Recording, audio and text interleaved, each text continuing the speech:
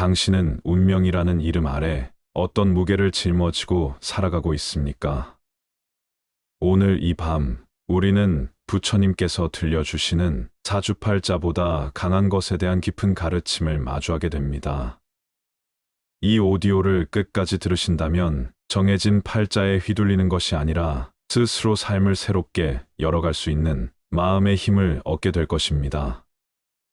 이제 부처님과 제자의 대화를 따라 천천히 마음을 열어봅니다. 한밤중 고요한 숲속 부처님께서 좌정하고 계셨습니다. 달빛이 은은히 비추는 가운데 한 제자가 다가와 조심스럽게 무릎을 꿇었습니다. 세존이시여, 사람들은 말합니다. 팔자가 정해져 있다. 운명은 바꿀 수 없다고. 저도 가끔 두렵습니다. 정해진 운명 속에서 발버둥치는 것이 아닌가 하는 두려움에 사로잡힙니다. 세존이시여, 정말 팔자는 바꿀 수 없는 것입니까? 부처님은 조용히 제자를 바라보며 두드럽게 말씀하셨습니다. 사람들은 눈앞에 펼쳐진 과보를 보며 모든 것이 정해졌다고 믿는다. 그러나 수십 번의 생을 거듭하며 쌓은 업이 오늘의 모습을 이룬 것이지 하늘이 정한 팔자가 있는 것이 아니다. 업은 만든 자가 스스로 지운다. 만든 업을 깨닫고 그 업을 다스리고 새로운 선업을 지어가면 미래는 얼마든지 밝게 열 수 있다. 제자는 깊은 숨을 내쉬며 다시 여쭈었습니다. 그러면 세존이시여, 이미 지은 업에 짓눌려 괴로워하는 이들은 어떻게 해야 합니까? 부처님은 숲 너머로 부는 바람을 가리키며 말씀하셨습니다. 바람은 어디서 불어오는지 알 수 없지만 지금 이 순간 그대는 몸을 돌려 다른 방향을 향할 수 있다. 과거가 어찌되었든 지금 이 순간 마음을 바꾸고 행동을 바꾸고 말을 바꾸면 그대의 삶은 새 길을 걷게 된다. 팔자가 강한 것이 아니다. 마음이 강하면 팔자도 길을 내준다. 제자는 눈을 감고 가만히 부처님의 말씀을 되새겼습니다. 그리고 떨리는 목소리로 다시 물었습니다. 세존이시여, 그렇다면 무엇이 사주팔자보다 강합니까? 부처님은 잔잔히 웃으며 대답하셨습니다. 바로 그대 자신의 깨어있는 마음이다. 무명의 어둠을 걷어내고 탐욕과 성냄과 어리석음을 다스리며 자비와 지혜를 쌓아가는 그 마음이 어떤 팔자보다 강하고 어떤 운명보다 빛나는 법이다. 어느 날 부처님께서 영축산에 계셨을 때였습니다. 수많은 대중이 모였고 부처님께서는 조용히 한 보살의 이름을 부르셨습니다. 지장보살이여, 오라. 그 순간 광명 속에서 지장보살이 나타났습니다. 그의 모습은 맑고 청정하여 모든 중생의 고통을 품어 안을 것 같았습니다. 부처님께서 지장보살에게 물으셨습니다. 지장보살이여, 어찌하여 아직도 성불하지 않고 이 세상에 머무르고 있는가? 지장보살은 부드럽게 합장하고 대답했습니다. 세존이시여, 지옥에 떨어진 중생들이 모두 구제되기 전에는 저는 결코 열반에 들지 않겠습니다.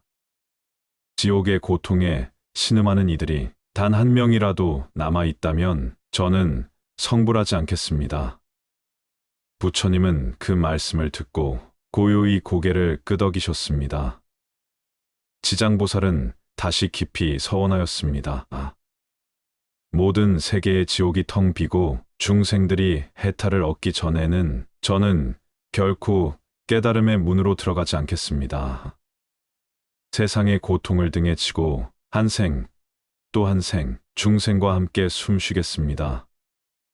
이렇게 지장보살은 자신의 깨달음보다 중생을 먼저 생각하며 무한한 자비의 서원을 세웠습니다.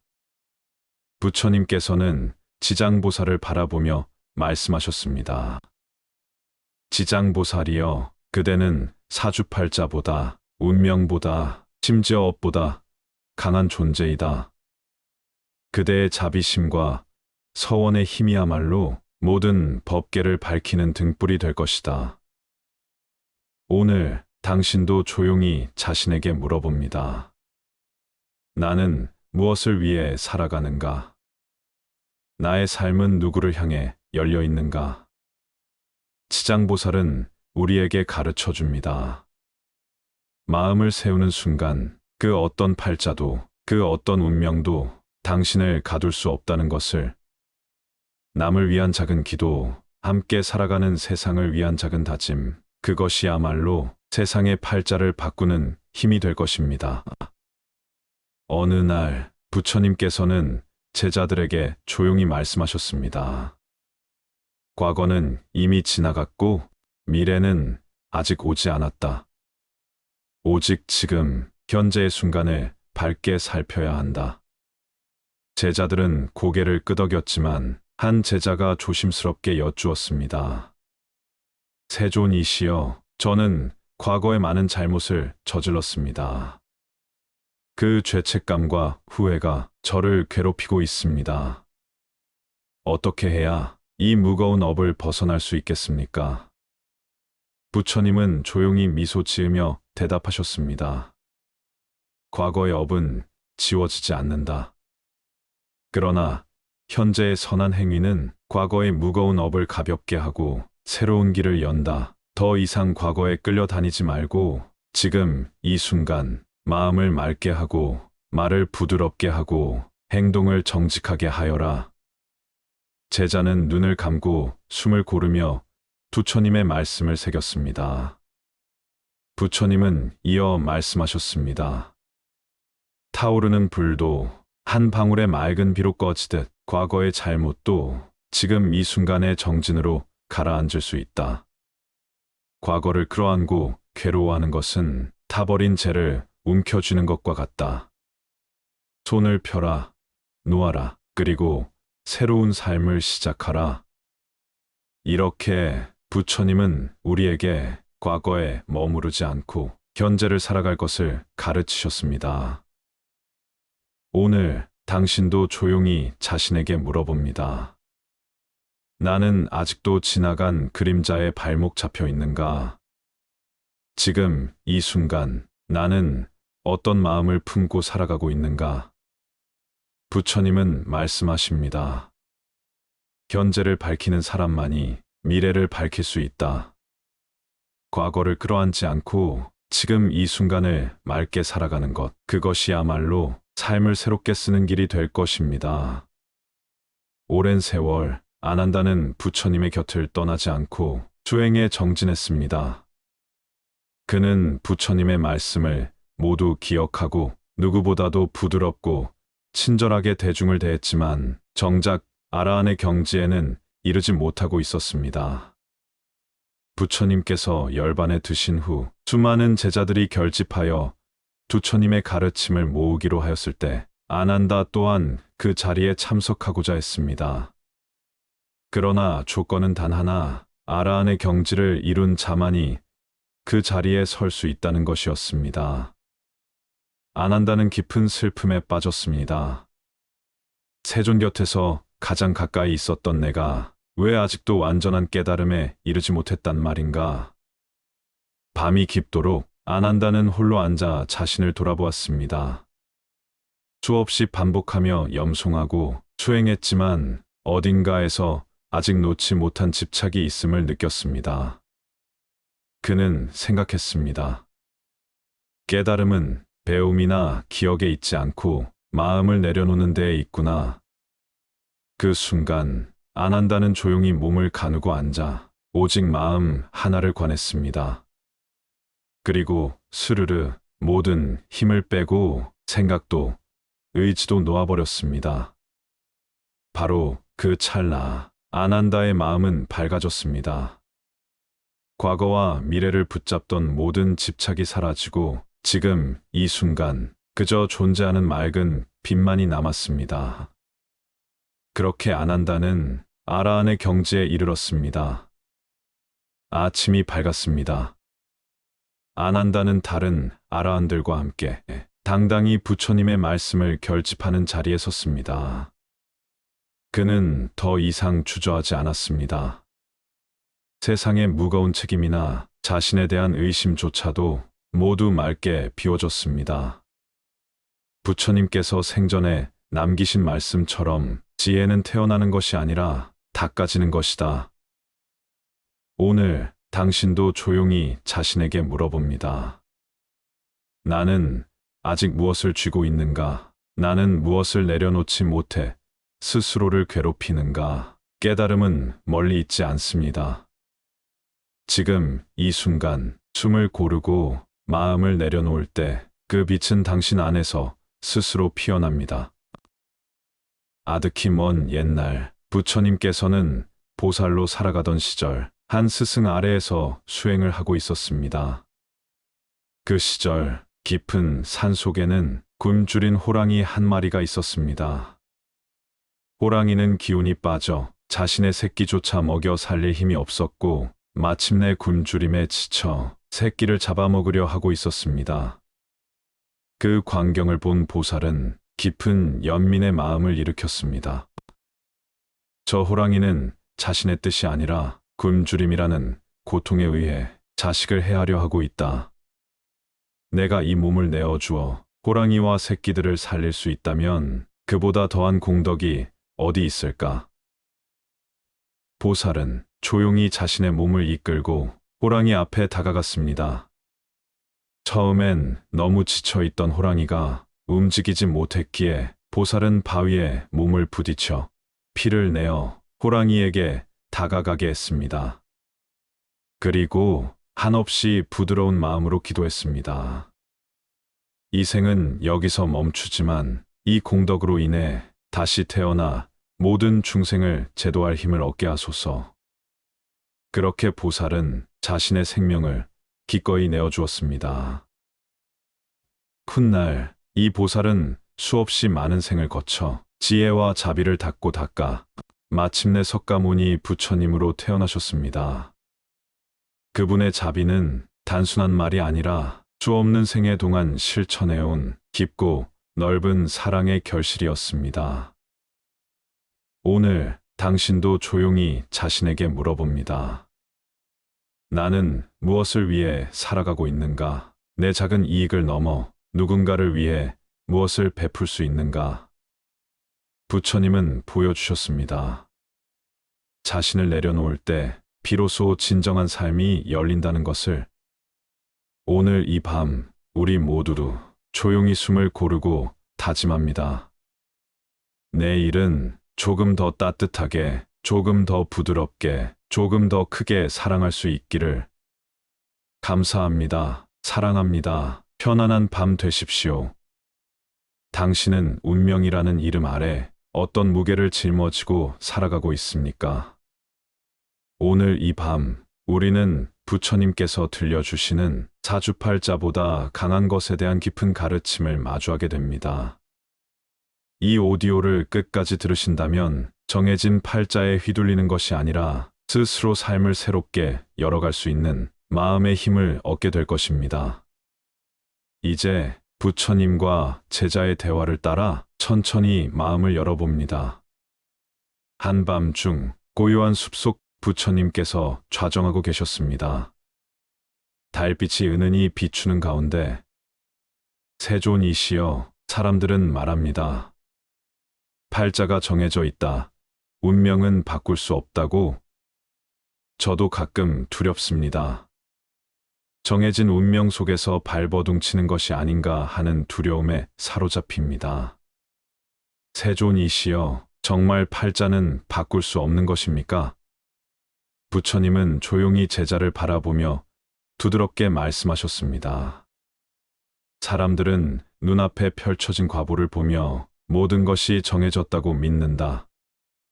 그러나 수십 번의 생을 거듭하며 쌓은 업이 오늘의 모습을 이룬 것이지 하늘이 정한 팔자가 있는 것이 아니다. 업은 만든 자가 스스로 지운다. 만든 업을 깨닫고 그 업을 다스리고 새로운 선업을 지어가면 미래는 얼마든지 밝게 열 수 있다. 제자는 깊은 숨을 내쉬며 다시 여쭈었습니다. 그러면 세존이시여, 이미 지은 업에 짓눌려 괴로워하는 이들은 어떻게 해야 합니까? 부처님은 숲 너머로 부는 바람을 가리키며 말씀하셨습니다. 바람은 어디서 불어오는지 알 수 없지만 지금 이 순간 그대는 몸을 돌려 다른 방향을 향할 수 있다. 과거가 어찌되었든 지금 이 순간 마음을 바꾸고 행동을 바꾸고 말을 바꾸면 그대의 삶은 새 길을 걷게 된다. 팔자가 강한 것이 아니다. 마음이 강하면 팔자도 길을 내준다. 제자는 눈을 감고 가만히 부처님의 말씀을 되새겼습니다. 그리고 떨리는 목소리로 다시 물었습니다. 세존이시여, 그렇다면 무엇이 사주팔자보다 강합니까? 부처님은 잔잔히 웃으며 대답하셨습니다.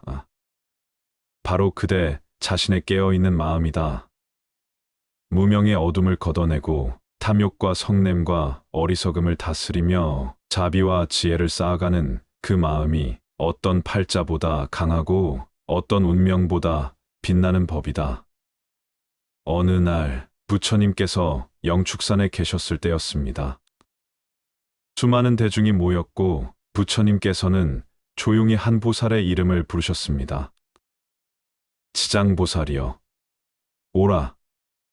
그 순간 광명 속에서 지장보살이 나타났습니다.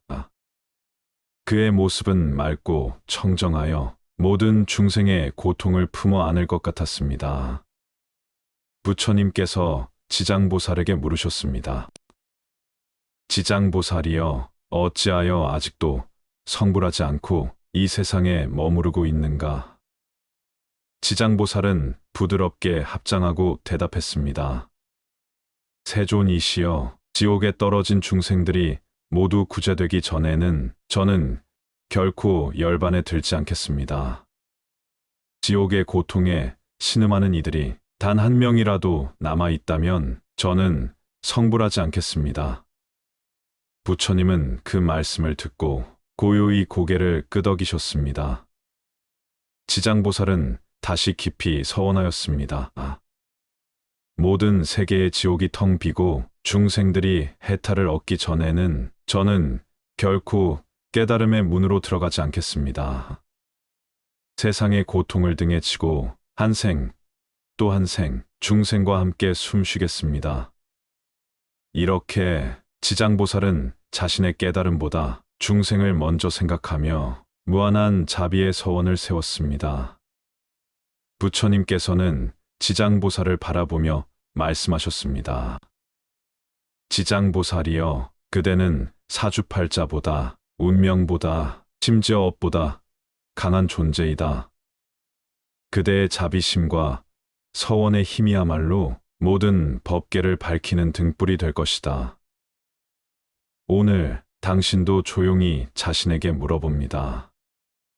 나는 무엇을 위해 살아가는가? 나의 삶은 누구를 향해 열려 있는가? 지장보살은 우리에게 가르쳐 줍니다. 마음을 세우는 순간 그 어떤 팔자도 그 어떤 운명도 당신을 가둘 수 없다는 것을, 남을 위한 작은 기도, 함께 살아가는 세상을 위한 작은 다짐, 그것이야말로 세상의 팔자를 바꾸는 힘이 될 것입니다. 어느 날 부처님께서는 제자들에게 조용히 말씀하셨습니다. 과거는 이미 지나갔고 미래는 아직 오지 않았다. 오직 지금 현재의 순간을 밝게 살펴야 한다. 제자들은 고개를 끄덕였지만 한 제자가 조심스럽게 여쭈었습니다. 세존이시여, 저는 과거에 많은 잘못을 저질렀습니다. 그 죄책감과 후회가 저를 괴롭히고 있습니다. 어떻게 해야 이 무거운 업을 벗어날 수 있겠습니까? 부처님은 조용히 미소 지으며 대답하셨습니다. 과거의 업은 지워지지 않는다. 그러나 현재의 선한 행위는 과거의 무거운 업을 가볍게 하고 새로운 길을 연다. 더 이상 과거에 끌려다니지 말고 지금 이 순간 마음을 맑게 하고 말을 부드럽게 하고 행동을 정직하게 하여라. 제자는 눈을 감고 숨을 고르며 부처님의 말씀을 새겼습니다. 부처님은 이어 말씀하셨습니다. 타오르는 불도 한 방울의 맑은 비로 꺼지듯 과거의 잘못도 지금 이 순간의 정진으로 가라앉을 수 있다. 과거를 끌어안고 괴로워하는 것은 타버린 죄를 움켜쥐는 것과 같다. 손을 펴라, 놓아라, 그리고 새로운 삶을 시작하라. 이렇게 부처님은 우리에게 과거에 머무르지 않고 현재를 살아갈 것을 가르치셨습니다. 오늘 당신도 조용히 자신에게 물어봅니다. 나는 아직도 지나간 그림자에 발목 잡혀 있는가? 지금 이 순간 나는 어떤 마음을 품고 살아가고 있는가? 부처님은 말씀하십니다. 현재를 밝히는 사람만이 미래를 밝힐 수 있다. 과거를 끌어안지 않고 지금 이 순간을 맑게 살아가는 것, 그것이야말로 삶을 새롭게 쓰는 길이 될 것입니다. 오랜 세월 아난다는 부처님의 곁을 떠나지 않고 수행에 정진했습니다. 그는 부처님의 말씀을 모두 기억하고 누구보다도 부드럽고 친절하게 대중을 대했지만 정작 아라한의 경지에는 이르지 못하고 있었습니다.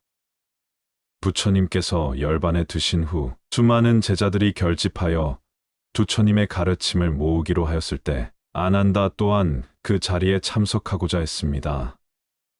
그러나 조건은 단 하나, 아라한의 경지를 이룬 자만이 그 자리에 설 수 있다는 것이었습니다. 아난다는 깊은 슬픔에 빠졌습니다. 세존 곁에서 가장 가까이 있었던 내가 왜 아직도 완전한 깨달음에 이르지 못했단 말인가? 밤이 깊도록 아난다는 홀로 앉아 자신을 돌아보았습니다.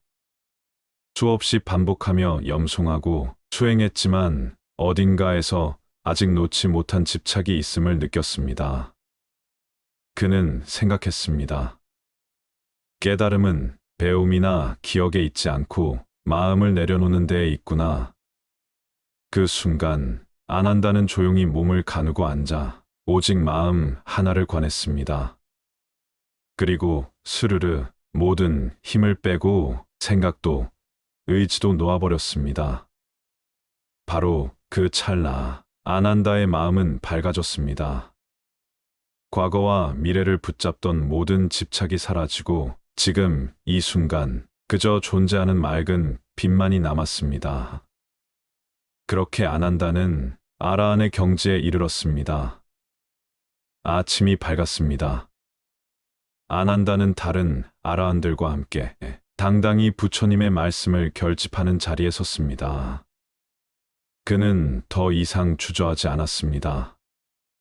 세상의 무거운 책임이나 자신에 대한 의심조차도 모두 맑게 비워졌습니다. 부처님께서 생전에 남기신 말씀처럼 지혜는 태어나는 것이 아니라 닦아지는 것이다. 오늘 당신도 조용히 자신에게 물어봅니다. 나는 아직 무엇을 쥐고 있는가? 나는 무엇을 내려놓지 못해 스스로를 괴롭히는가? 깨달음은 멀리 있지 않습니다. 지금 이 순간 숨을 고르고 마음을 내려놓을 때 그 빛은 당신 안에서 스스로 피어납니다. 아득히 먼 옛날 부처님께서는 보살로 살아가던 시절 한 스승 아래에서 수행을 하고 있었습니다. 그 시절 깊은 산 속에는 굶주린 호랑이 한 마리가 있었습니다. 호랑이는 기운이 빠져 자신의 새끼조차 먹여 살릴 힘이 없었고 마침내 굶주림에 지쳐 새끼를 잡아먹으려 하고 있었습니다. 그 광경을 본 보살은 깊은 연민의 마음을 일으켰습니다. 저 호랑이는 자신의 뜻이 아니라 굶주림이라는 고통에 의해 자식을 해하려 하고 있다. 내가 이 몸을 내어주어 호랑이와 새끼들을 살릴 수 있다면 그보다 더한 공덕이 어디 있을까? 보살은 조용히 자신의 몸을 이끌고 호랑이 앞에 다가갔습니다.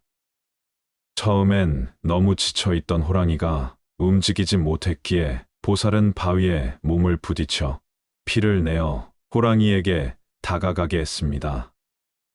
그리고 한없이 부드러운 마음으로 기도했습니다. 이 생은 여기서 멈추지만 이 공덕으로 인해 다시 태어나 모든 중생을 제도할 힘을 얻게 하소서. 그렇게 보살은 자신의 생명을 기꺼이 내어주었습니다. 훗날 이 보살은 수없이 많은 생을 거쳐 지혜와 자비를 닦고 닦아 마침내 석가모니 부처님으로 태어나셨습니다. 그분의 자비는 단순한 말이 아니라 수없는 생애 동안 실천해온 깊고 넓은 사랑의 결실이었습니다. 오늘 당신도 조용히 자신에게 물어봅니다. 나는 무엇을 위해 살아가고 있는가? 내 작은 이익을 넘어 누군가를 위해 무엇을 베풀 수 있는가? 부처님은 보여주셨습니다. 자신을 내려놓을 때 비로소 진정한 삶이 열린다는 것을. 오늘 이 밤 우리 모두도 조용히 숨을 고르고 다짐합니다. 내일은 조금 더 따뜻하게, 조금 더 부드럽게, 조금 더 크게 사랑할 수 있기를. 감사합니다. 사랑합니다. 편안한 밤 되십시오.